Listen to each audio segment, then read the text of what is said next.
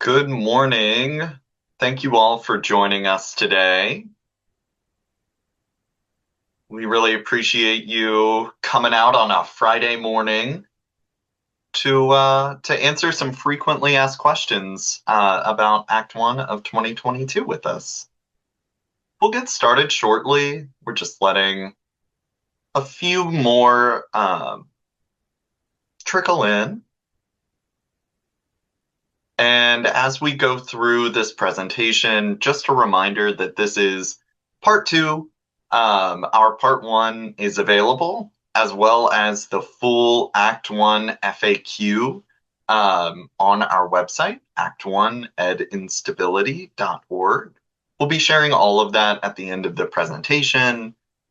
We also welcome any follow-up questions as we go through, but I'll talk more about the structure of how this will go if you didn't join us for part one. Quick introductions of our team. My name is Ben Simmons. I am the Youth Development Specialist at the Center for Schools and Communities, working across a number of our school stability initiatives. And I am joined by two of my friends and colleagues. I'll turn it over to Matt to introduce himself. Good morning, everyone. My name is Matt Butensky. I'm the Youth Development Program Manager at the Center for Schools and Communities. Good morning, everybody. My name is Megan Dale. I am the Special Projects Managing Coordinator at the Center for Schools and Communities. Thank you for being here. Awesome. So that's enough about us. About today's presentation, again, in part one, we covered some of the more basics around Act 1, including what it is, what students may be eligible, and the basics of eligibility criteria, as well as school entity responsibilities and some implementation questions. Today, we're going to talk about the role of the Act 1 point of contact, establishing credit policies and credit assessments, reporting both for graduation and through PIMS, and some additional special considerations that have come up. And throughout this presentation, as a reminder, this FAQ is a living document. These are frequently asked questions that have come from the field. So please drop your questions as we go, and those will inform our future development. And by the end of today, we're going to be able to select appropriate POC candidates, explain the responsibilities of that point of contact, as well as apply credit awarding decision trees and certain criteria around partial and full credit awards, recognizing graduation pathways, and managing graduation plans. We'll also talk about the PIMS reporting requirements for Act 1 and reporting graduation data accurately. And finally, we're going to look into some special considerations for certain cases and certain populations of students who may or may not be eligible for Act 1 of 2022 protections. And as a reminder, again, if you couldn't join us for part one, the Act 1 of 2022 FAQ, as I had sort of previewed, is an open source document that we have taken by distilling questions that have come to us, to the Department of Education, and just things that we wanted to clarify about the implementation and the understanding of Act 1 of 2022. So I know here on the slide it says the FAQ will be posted, but it is posted now. So you can access that, search through all of these questions, and if you have more questions, a reminder that you can submit those directly to us on our website, schedule meetings with us to address them, or just email them to us directly. But today we're going to walk through each of the remaining questions of the FAQ as it is published, as of today, the 6th of February, 2026. All right, so let's kick off our exploration of part 2 of the FAQ with some questions about the Act 1 point of contact. And in this section, we'll talk through appointing a point of contact, as well as their roles and responsibilities. So which school staff member should be appointed as the Act 1 point of contact? First, it's important to note that every student who is identified as Act 1 eligible must have a designated point of contact. Who that point of contact is can be considered alongside of your LEA's local context. So Act 1 is flexible when it comes to appointing an Act 1 point of contact.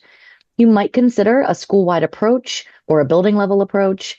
You might consider appointing staff who are particularly poised to support Act 1 students, such as school counselors, your McKinney-Vento homeless liaisons, or your foster care point of contact.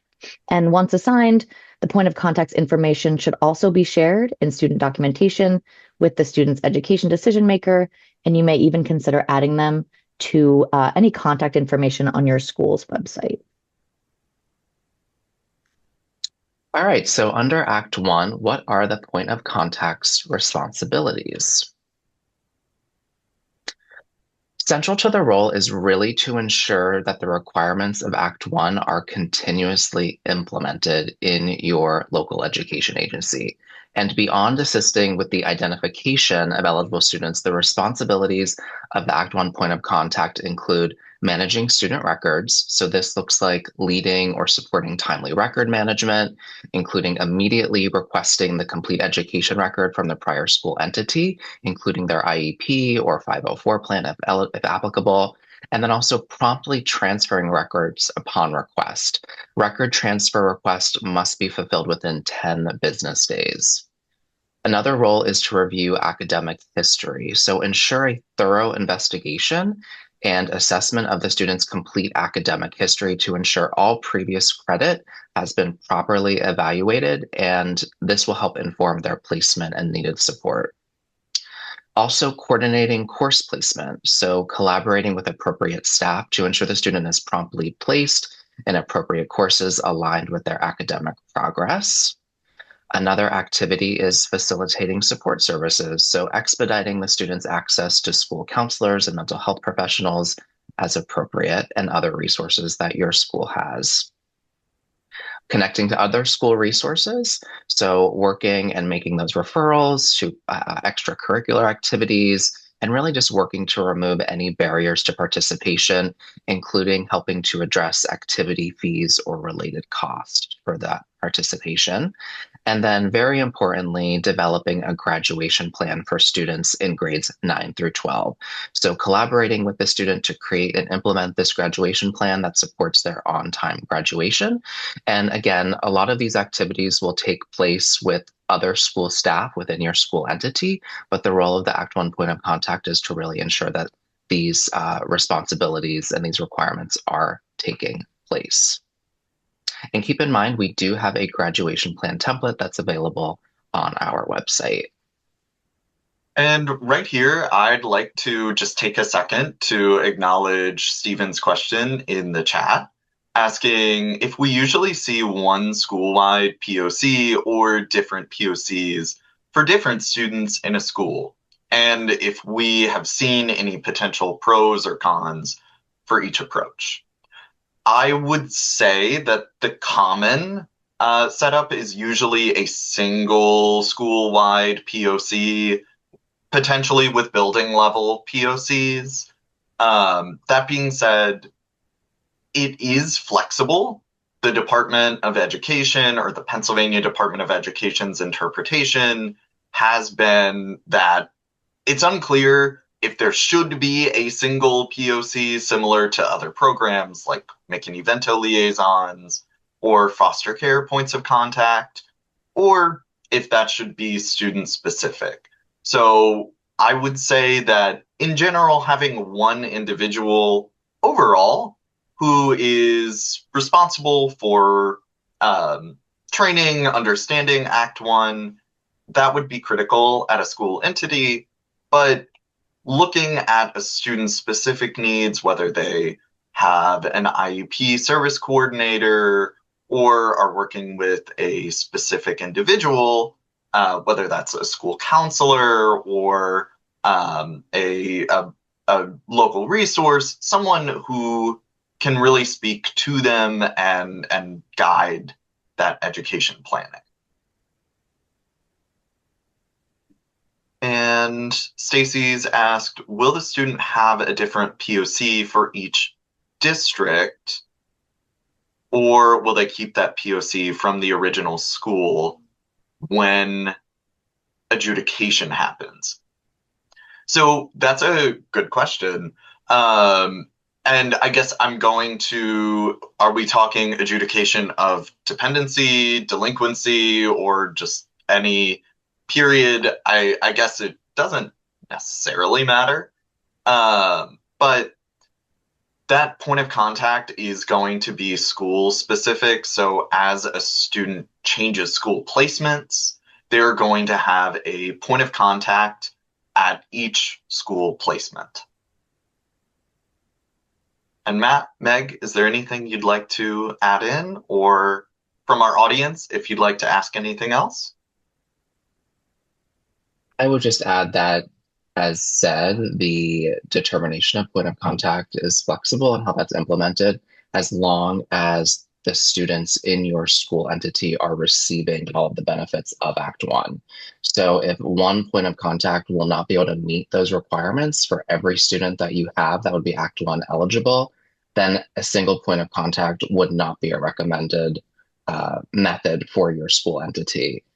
So really just considering how you're going to ensure that all Act One eligible students receive the benefits of Act One. And as I just reviewed, there are many. So a single point of contact model might not work best for your LEA.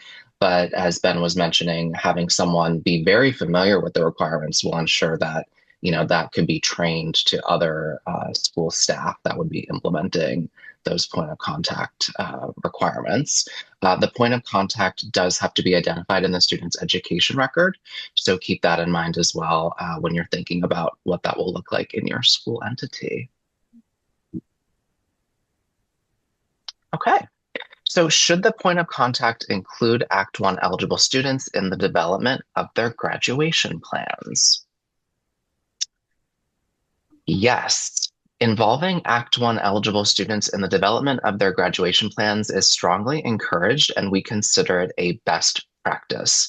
We actually have developed a sample form to support student participation. It's kind of like an expression of their goals and interests, and also helps them identify their academic history and their academic progress, any barriers that they might be experiencing. So really including them in planning discussions empowers them to advocate for their needs, monitors their own progress, and feel a greater sense of control and competence in their path toward graduation. So the point of contact should really work collaboratively with the student and a range of supportive adults to ensure a comprehensive and accurate graduation plan for that student.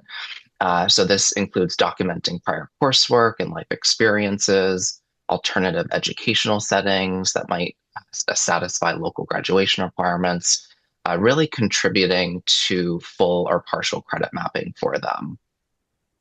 So the point of contact could also include other key collaborators in the development and maintenance of the student's graduation plan beyond the student. We give some other examples of that in the graduation plan toolkit that we have.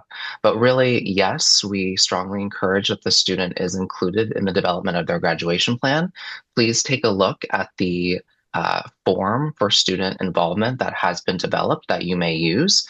But really, by taking this team-based and student-centered approach, we really believe that school entities can create more personalized and flexible graduation plans that reflect the complete history of the student's academic journey, which we know is very important due to the high mobility of the students that qualify for Act One.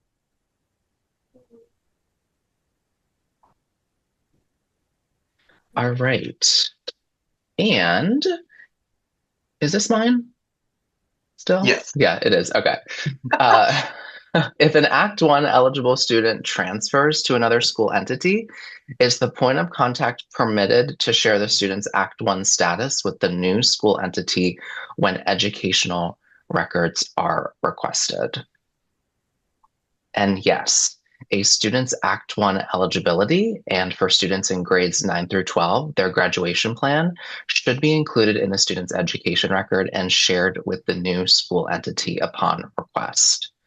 While school entities should exercise discretion when sharing Act 1 eligibility information, it may be disclosed with individuals who have a legitimate educational interest.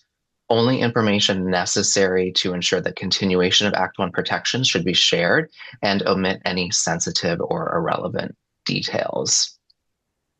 Additionally, we just want to say that the school should engage the student and the education decision maker in a conversation about the student's Act 1 status, including how this information may be shared with the new school entity. And this just really helps to ensure that the student continues to receive Act 1 benefits after transferring. All right.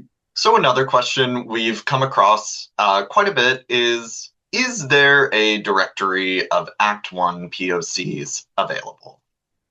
Unfortunately, there is not. As we talked about, the point of contact can be very student specific. So there is no public directory of POCs for every school entity in Pennsylvania. However, I do want to underscore the importance that every eligible student is assigned that point of contact, and that individual should be shared with the student's education decision maker or makers and should be recorded in the student's academic record. So when you're working on a case with an Act 1 eligible student or a student who had been previously identified for Act 1, that information should always transfer to you or from you to ensure education continuity. So we encourage posting the contact information of an established Act 1 POC on any website and identifying or sharing contact information when there is a member who can respond to Act 1 related inquiries.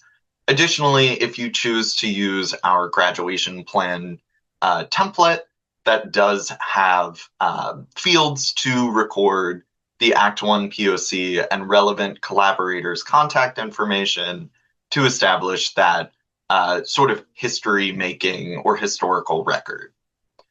Finally, parents, caregivers, and other supportive adults may also contact the school's homeless liaison or foster care point of contact, who should be able to help direct Act 1 related questions appropriately. So next, we're going to move into, again, one of the Act 1 point of contact's critical responsibilities and a large portion of school entity responsibilities, and that's credit policies and credit assessments.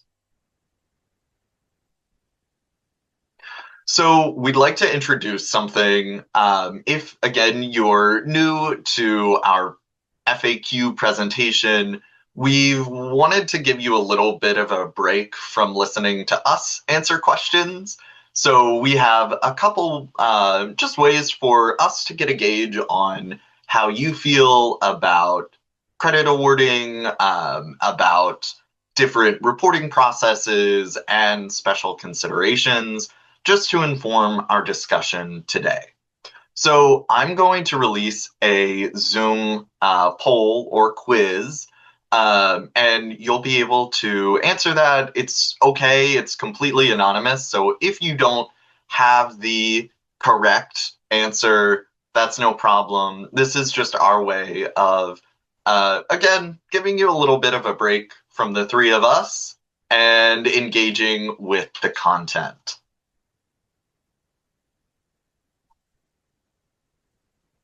So you should see a poll pop up for you. I keep maximizing it. And this is around a student named Kai. Kai's enrolled at your high school mid-year after his family relocated within your school's attendance boundary during an alternative education placement. He completed 10 weeks of coursework, but didn't complete the course due to reentry. Your school requires 18 weeks of classroom time for full credit. What would your POC do? All right. We'll take just a couple more seconds if anyone else is going to send their response, but we've got quite a lot. Awesome. Yes, so 100% correct. Definitely, again, following those critical aspects of the POC's responsibilities. This is both a kind of a review of the last session or section and a look forward. So collect documentation, explore equivalencies, and consider partial credit or alternative assessments. I do want to say that you can at times request support from the Pennsylvania Department of Education or from us. I don't want that to be a wrong answer, but in compliance with Act 1, you would first collect all that documentation, look for potential matches, and then identify possible partial credit or alternative assessments. So awesome. And I've just shared those. So again, there are a number of decision steps or a decision tree, as you saw in our objectives for today. And that starts with collecting all of a student's coursework and the documentation therein from a previous placement, then looking for equivalencies between previous education and your school's coursework or graduation requirements. In this instance, you would award partial credit for the 10 weeks that are completed and look for either ways to alternatively provide that coursework or modify the coursework to meet that 8-week deficiency, or find ways to demonstrate competency through alternative assessments. So look for those portfolios, project-based assessments, or skills demonstrations. And then finally, consider a case-by-case waiver consideration if nothing else is possible. And this is all advisable just depending on the situation, the specific situation, and your school entity's local context. All right, so our first frequently asked question around credit equivalencies and awarding credit. What is the process for school entities to award full or partial credit to Act 1 students, and what alternative assessments should be considered? Well, as we just talked through that scenario-specific decision tree, you're going to start with that collection of documentation. Obviously, to make an informed decision, you need to have all of the available resources that you can, and then do what we've called mapping, credit equivalencies and coursework, as well as previous experiences, whether that's educational, professional, or personal, and then award credit both full and partial. Where there are deficiencies or mismatched criteria, you would offer alternative assessments. Finally, considering any potential waivers, just if the student cannot meet those, or if you feel like it's an unjust requirement based on their experience. And critically, our last step is maintain robust record keeping.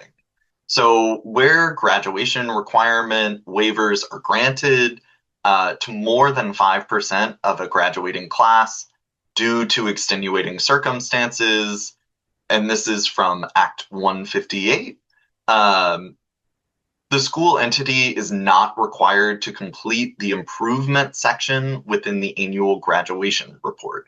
So that does include students who have experienced education instability as identified in Act 1. But just a note that consistent overage could result in a review by the Pennsylvania Department of Education, so waivers tend to be our last stop.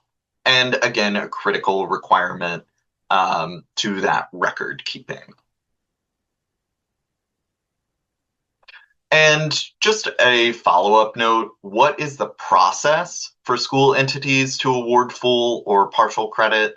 So Act 1 requires school entities to establish robust policies for awarding full and partial credit in a way that promotes flexibility and supports timely graduation. So even when you have requirements that don't fully align with your local requirements, like time spent receiving education at a residential treatment facility, it's critical to look at a student's previous experience and take a measured approach to awarding that credit so that they're not repeating work and have a fair shot at a timely graduation. So school entities should consider all of those alternative assessments, which in the future we'd like to provide more direct support on, and demonstrations of competency as valid ways for a student to earn credit.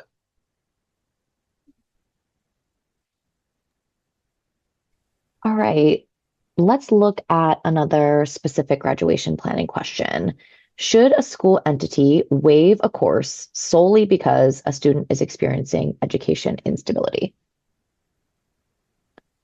So again, the answer here will be informed on a case-by-case basis. Ultimately, course waivers should not be automatic, but should take into account each student's unique circumstances. A school entity may waive a course needed for graduation if the student has completed similar coursework at their previous school entity or they've demonstrated competency in the content area. So for example, a student returning to their prior school after 90 days in a residential treatment facility may be unable to complete the full physical education credit. In such cases, the chief school administrator may determine that waiving the credit is appropriate due to the student's prolonged absence and the student's previous academic history. If there's a case where you cannot waive a course, the school entity must provide an alternative or modified course to support students in their meeting the requirements and working toward their graduation date.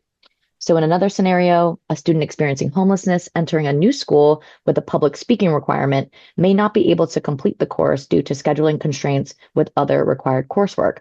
Again, in this case, the chief school administrator may choose to waive the local requirement if the student can demonstrate competency or can show completion of a presentation or demonstrating prior or current experience. Act 1 does not lower academic standards or expectations. Instead, it provides flexibility to ensure students are not penalized for disruptions caused by education instability. Okay, so let's move into section 6, graduation. In this section, we're going to talk through assessing student progress toward graduation, awarding credits, demonstrating competency, and of course, graduation planning. But first, we will do another quiz question. So this question will ask you to match the graduation pathway on the left with its description or details on the right. Okay, and that quiz should be popped up for you.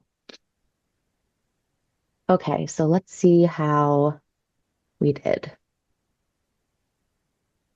So on our next slide here, we can kind of see how we matched up. So for number 1, the current LEA issuance, the answer is E. The student has satisfactorily completed the requirements to graduate at their current LEA. Number 2, the prior school issued the diploma. That matches with option A. In this case, the student met the requirements to graduate from their previous school, and they received a diploma from that prior school. Number 3, the IEP-based graduation, that matches up with B. The student graduated based on their IEP goals. Number 4, the Keystone Diploma, that answer is D. These are, of course, specific cases, but in this case, the student has met the minimum statewide requirements, not the local requirements, and the Keystone Diploma was issued from the Pennsylvania Department of Education. And lastly, the waiver option goes with C. The chief school administrator waives unmet requirements due to the student's education instability.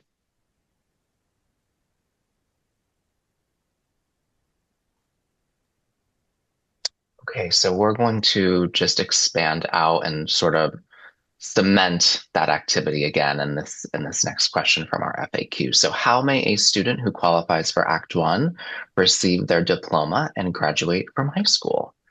So Act 1 offers the following options for qualifying students. So again, that's graduating from the current school entity.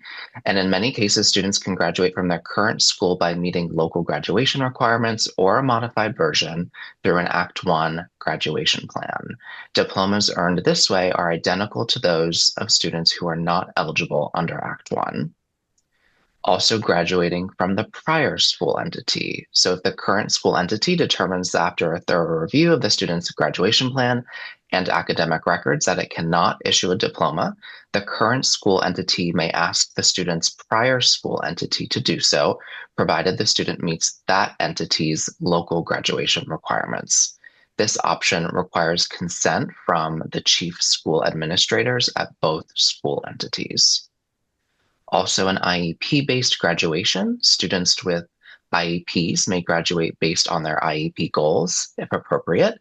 Act 1 does not alter students' rights under IDEA and Chapter 22 of PA Code, 22 PA Code, Chapter 14, including the right to remain enrolled under the IEP team, even if other benchmarks have been met, and provide an earlier pathway to graduation.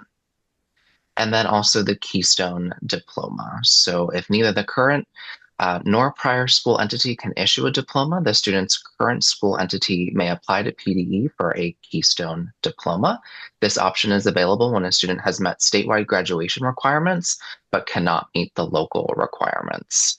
Keystone diplomas are equivalent to locally issued diplomas and are not GEDs. PDE will review the application and work with the school entity to determine if a Keystone diploma is the most appropriate option for the student. There is an online application for the Keystone diploma, and you can find that link on our website and at PDE's website. Once a student has met graduation requirements through one of the available Act 1 pathways, they must be permitted to graduate with their peers and participate in the graduation ceremony. It is best practice to have a student graduate with their peers from their current school, if that is the student's preference. Students utilizing Act 1 must receive the same consideration as all other students with respect to graduation requirements and the value of their diploma. So what is the process for requesting and applying for a Keystone diploma? And students under Act 1 may qualify for that Keystone diploma like I just described. And you can find that link to the Keystone diploma at the website, as I had mentioned. There is a formal application for that. Before submitting a request, school entities should explore all available graduation pathways under Act 1. And the Keystone diploma should only be considered when those other graduation pathways cannot be fulfilled. We do want to make a note that students who graduate with a Keystone diploma are reported as non-graduates in the school entity's cohort graduation rate, which may negatively affect the school entity's reported graduation cohort outcomes.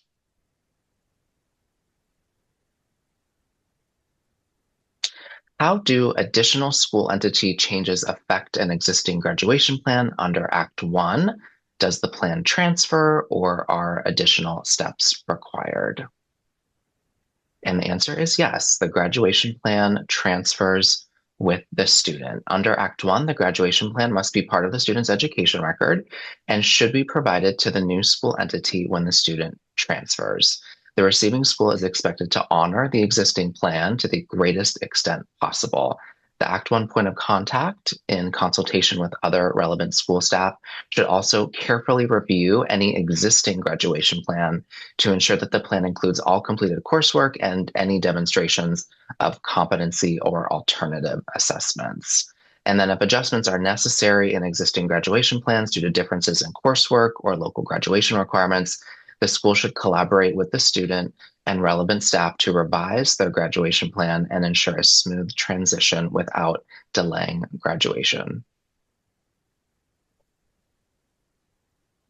All right. So our next question here is, when a student's diploma has been solicited from a school of previous enrollment, at which school do they participate in the graduation ceremony?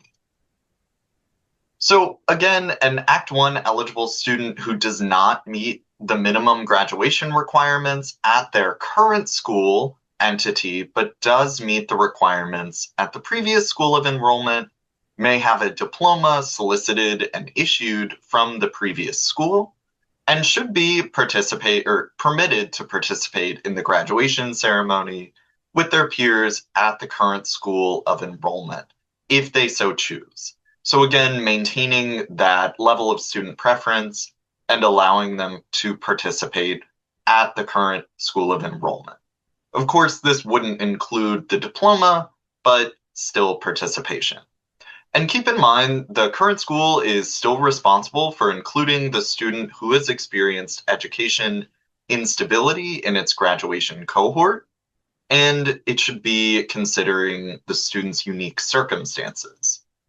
A quick reminder that Act 1 does have specific requirements around fee waivers, so fees or materials associated with the graduation ceremony, including regalia used as a part of the graduation ceremony, must be provided or the fees waived for Act 1 eligible students. Next, must a school entity issue a diploma to an Act 1 eligible student even if the student does not wish to participate in the revised coursework described in their Act 1 graduation plan, or fails to meet the expectations of the modified coursework needed to graduate? So, as a reminder, Act 1 of 2022 is a legal obligation for school entities in Pennsylvania, not necessarily of students. So it requires that the school entity provide eligible students in grades 9 to 12 with that individualized graduation plan. This should include a full investigation of academic and personal history, modified coursework or alternative assessments where necessary, flexibility and understanding, and the appropriate waiver of fees to support the student's full participation. However, Act 1 does not override the rigorous local or state academic standards. If a student does not participate or does not meet those requirements and no level of flexibility can be exercised, then that student is still responsible for completing the graduation requirements, both local and outlined in their Act 1 graduation plan.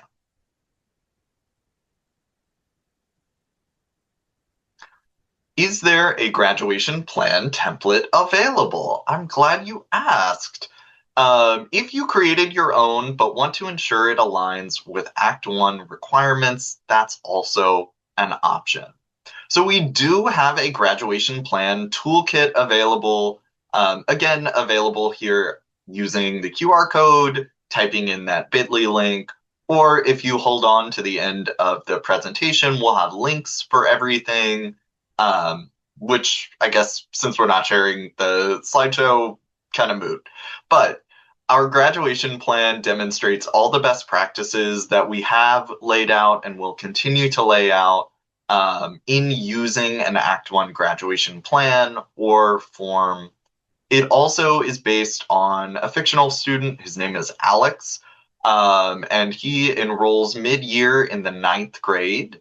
And it shows how the template or the graduation planning form guides planning from enrollment to graduation. So even if you choose not to use our template, which is absolutely fine, this will give you ideas for best practices, and we hope inform the establishment of administrative procedures and school policy. All right, so now we will move into section 7 and talk about reporting. So our first question, is a school entity required to indicate a student's Act 1 eligibility or their point of contact within Pennsylvania's Information Management System, or PIMS, for reporting? And the answer is no. There is no current requirement for school entities to track Act 1 eligibility or identify their point of contact in PIMS. But keep in mind, your school entity should develop its own methods for tracking Act 1 eligibility and should post your point of contact's information on your school website. And like we mentioned before, the point of contact's information must be added to the student's education record, and the point of contact's contact information must also be shared with the student's education decision maker. Okay, next question. How does Act 1 affect child accounting and financial reporting? How should schools document fee waivers, and are there specific reporting requirements? Act 1 does not change child accounting procedures, but may impact financial reporting if fee waivers are applied. So schools should document any Act 1 related fee waivers in their internal financial records and, when appropriate, in student information systems to ensure consistency and transparency. Schools should also develop procedures for maintaining accurate records of Act 1 eligible students, and schools should follow local financial accountability policies and retain clear documentation for auditing purposes. Maintaining accurate records supports both compliance and equity, ensuring that students eligible under Act 1 are not denied participation in educational opportunities due to financial barriers. So if a student living in a residential or group home setting is eligible for Act 1 protection, who is responsible for covering waived fees for educational or school-sponsored extracurricular activities? The school district where the student is enrolled, the host school district, is responsible for providing all services required under Act 1, including the waiver of fees for educational and school-sponsored extracurricular activities.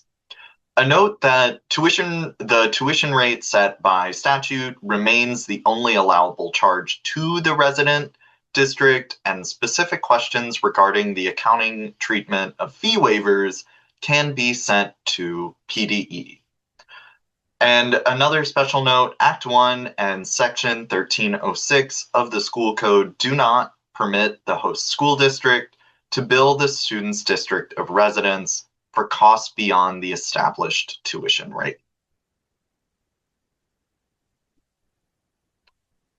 Are PIMS graduation codes affected by Act 1 of 2022? And not necessarily is the answer. So we would encourage you to reference the table below that lists the graduation codes according to PIMS.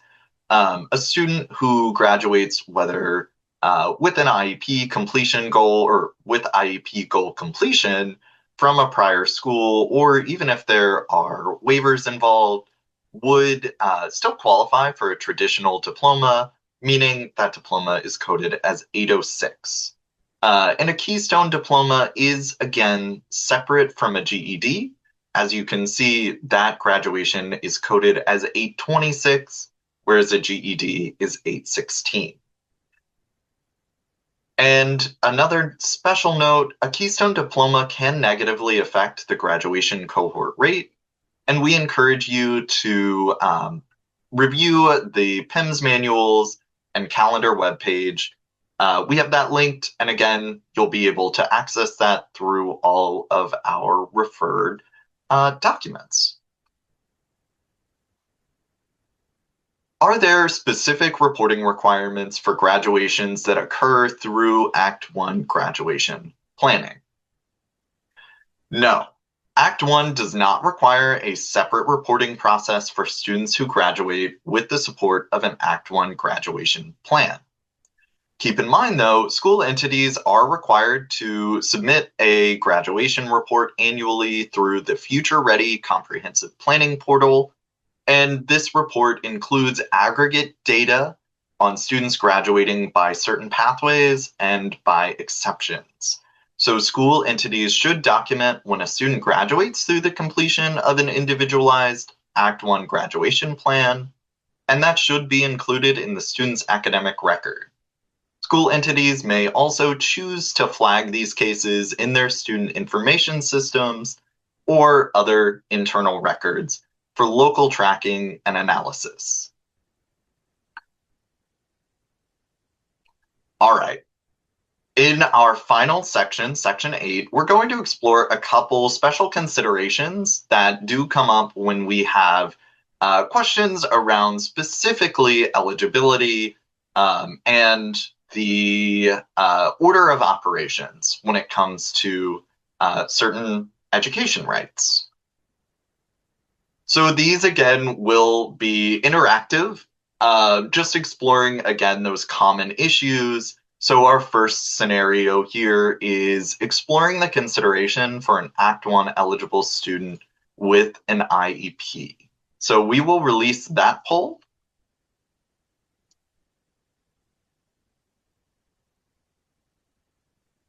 And in this scenario, Aiden is a 10th grader with an IEP. He's transferred to your school district after an alternative education placement. Should Act 1 graduation plan requirements override his ability to receive special education services? All right, I will end that poll and share our results. So while I know this is a bit of a trick question, the actual correct answer is that IDEA does take precedence over Act 1. Being a federal law, it cannot be appended by Act 1 of 2022. And Act 1 explicitly does not abridge a student's right to special education services or to a pathway to graduation through the completion of IEP goals, even if Act 1 provides an earlier pathway. So if there is a conflict between Act 1 and IEP or 504 plan requirements, IDEA does take precedence. While, of course, many responded they work together, the most restrictive standard applies.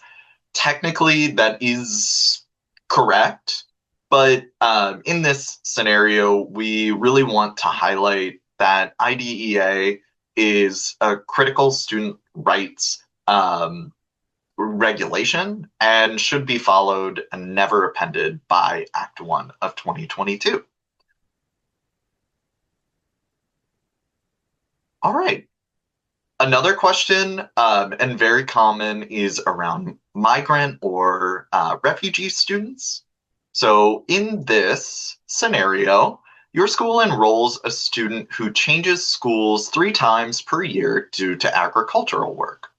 The student is not in foster care, has not experienced homelessness defined by the McKinney-Vento Act, and is not involved in juvenile justice. Is this student eligible for Act 1? Just a few more seconds. All right. And so this is a really interesting scenario that I appreciate because I feel like it does underpin the flexibility afforded by the Pennsylvania Department of Education and through Act 1. The correct answer is that a student who is changing schools due to migratory work or agricultural work, or who has been displaced and is an identified refugee, would not outright meet the requirements or meet the eligibility criteria of Act 1 of 2022. It is definitely encouraged that similar protections are provided and the same level of flexibility is afforded. So migrant and refugee students are not automatically eligible. However, there may be cross-identification, meaning a student can be both migrant and experiencing homelessness. And when they experience that school change, then could be eligible for Act 1 of 2022.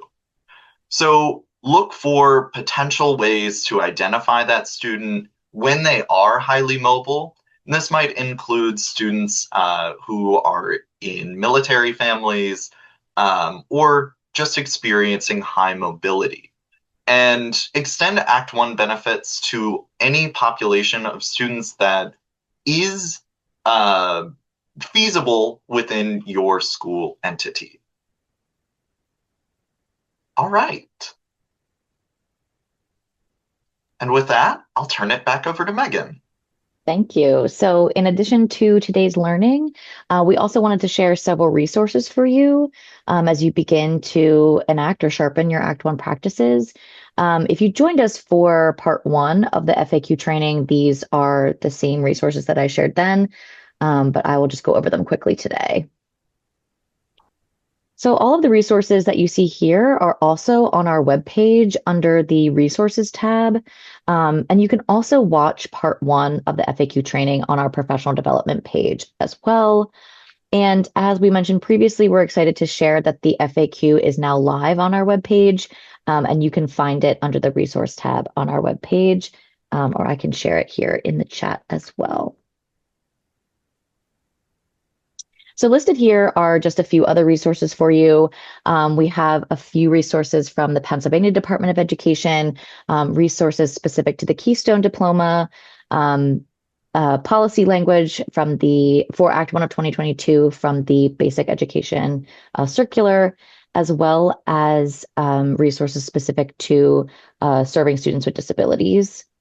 And then, of course, we have our graduation plan toolkit, our Act 1 of 2022 webpage, and then below at the very bottom here, we have 2 emails you can reach out to. One for Keystone Diploma and general questions will go to the Pennsylvania Department of Education.